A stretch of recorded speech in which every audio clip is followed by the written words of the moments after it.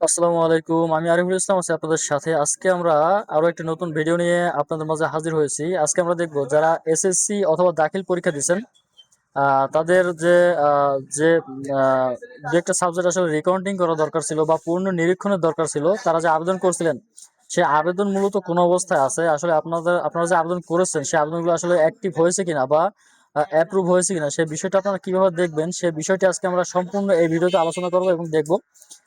তার আগে ছোট্ট একটি রিকোয়েস্ট, আপনি যদি আমার চ্যানেলে নতুন হয়ে থাকেন তাহলে চ্যানেলটা অবশ্যই সাবস্ক্রাইব করে রাখবেন, এবং যারা অলরেডি সাবস্ক্রাইব করেছেন তাদেরকে জানাচ্ছি অসংখ্য ধন্যবাদ। আরো একটি নিউজ হচ্ছে, ভর্তি সংক্রান্ত যত বিষয় আছে, যারা একাদশ শ্রেণীতে ভর্তি হবেন তাদের সকল ভর্তি সংক্রান্ত বিষয় এই চ্যানেলে আপলোড করা হবে।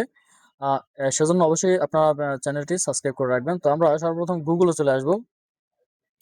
গুগলে আসার পরে গুগল থেকে আমরা এই যে সার্চ অপশনটি আছে এখানে আমরা এই লিঙ্কটি দিয়ে সার্চ করবো। আপনারা দেখতে পাচ্ছেন লিঙ্কটি আমি এখানে নিয়ে আসছি। লিঙ্কটি এই ভিডিও ডিসক্রিপশনেও দেওয়া থাকবে, আপনারা সেখান থেকে ভিডিও ডিসক্রিপশন থেকে আপনারা এই লিঙ্ক সংগ্রহ করে সেখান থেকে আপনারা এটা যাচাই বাছাই করতে পারেন। তো আমরা এই লিঙ্কে এসে জাস্ট আমরা এখানে প্রবেশ করব। প্রবেশ করার পরে আমরা দেখতে পাচ্ছি এখানে board, roll number, registration number, পরীক্ষার ধরন, পাশের বছর। ঠিক আছে, তো আমরা দেখতে পাচ্ছি বোর্ড। আপনি যে বোর্ডের আন্ডারে পরীক্ষা দিচ্ছেন জাস্ট ওই বোর্ডটি এখান থেকে সিলেক্ট করে দিবেন, যেমন আমি সিলেক্ট করে দিলাম। এরপর হচ্ছে আপনি রোল নাম্বার দিবেন। আপনি যে এসএসসি পরীক্ষা বা দাখিল পরীক্ষা দিয়েছেন বা ভোকেশনাল থেকে যে আপনি পরীক্ষা দিয়েছেন সেই পরীক্ষার রোল নাম্বারটি আপনি এখান থেকে দিয়ে দেবেন। দেখতে পাচ্ছেন উপরে যে আমরা দেখতে পাচ্ছি এই কয়টি বোর্ড থেকে যারা পরীক্ষা দিয়েছেন তারা হচ্ছে এখান থেকে দেখতে পারবেন যে আপনার আবেদনটি কোন অবস্থায় আছে। তো আমরা এখান থেকে বোর্ড সিলেক্ট করে দিলাম। এরপর হচ্ছে রোল নাম্বারটা সিলেক্ট করবো আমরা। এখান থেকে আমরা রোল নাম্বার সিলেক্ট করব, রেজিস্ট্রেশন নাম্বার সিলেক্ট করব এবং পরীক্ষার ধরন ঠিক থাকবে, পাশের সমান ঠিক থাকবে। ঠিক আছে, তো আমরা এখান থেকে রোল নাম্বারটা সিলেক্ট করে দিলাম।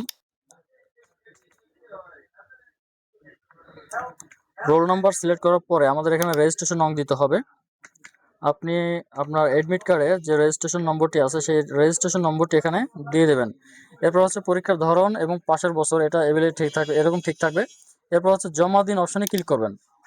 জমা দিন অপশনে ক্লিক করার পরে দেখতে পাচ্ছেন আপনার যে সাবজেক্টগুলো ছিল সেই সাবজেক্টগুলো এখানে চলে আসছে। এখান থেকে আপনার যে সাবজেক্টটি খারাপ ছিল, মূলত যে সাবজেক্টে আপনার পুনর্নিরীক্ষণে আবেদন ছিল সেই সাবজেক্টটি আসলে এখান থেকে আবেদন করা হয়েছে কিনা আপনি জাস্ট এই নিয়মে এই তথ্যগুলো দেখতে পারেন। আপনারা হচ্ছে যদি ভর্তি সংক্রান্ত কোনো বিষয় জানতে চান অবশ্যই আমাকে কমেন্টে জানাবেন, এবং নেক্সট ভিডিওতে আমি আসলে আপনাদের দেখাবো যে আসলে একাদশ শ্রেণী ভর্তির আবেদনের জন্য কি কি কাগজপত্র প্রয়োজন হয়, কিভাবে আবেদন করবেন।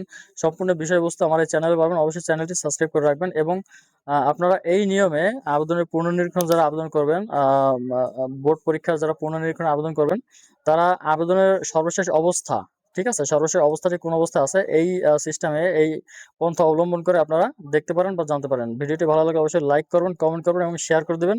চ্যানেলটি অবশ্যই সাবস্ক্রাইব করে রাখবেন। ধন্যবাদ সবাইকে। আসসালামু আলাইকুম।